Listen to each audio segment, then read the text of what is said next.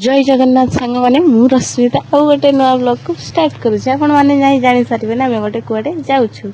मु मो पुओ मो नणंद चलिलु आम आम दीदी घर को चलतु देखेबी मो आपण मैंने से कौन हो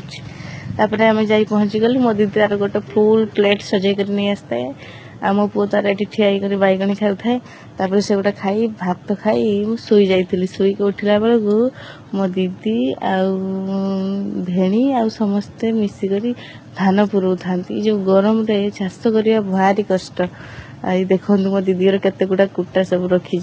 गाई खाइबापी संध्या हो गला आम बाहरलु माँ बासुली देवी मंदिर को मु मो पुओ मो दीदी भेणी ता पुओ झील समस्ते बाहरिलु आबे भी मो जीवन में के बासुली ठाकुर को देखी नी कि माँ को देखी नी आज प्रथम थर मु माँ को दर्शन करने को गली प्रथम जिते गली मत एत डर लगिला बहुत डर लगुए माँ को सामना को जाइबापी मत भारी डर लगुए आम गलु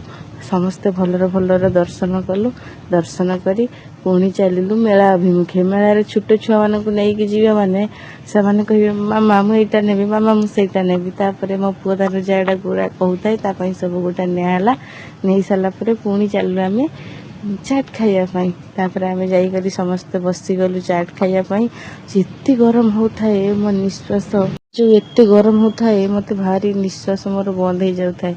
तापर एसी दुकान जा बसिले फैन लगी था तथापि भारी गरम होता है से भाई चाट आनिके देले आम बसी खाइले खाई कर वर्षा आसला आम पलि आसिले मो दीदी तार आंब तुड़ी आनिकी दौथा रही सांग मैंने देखा।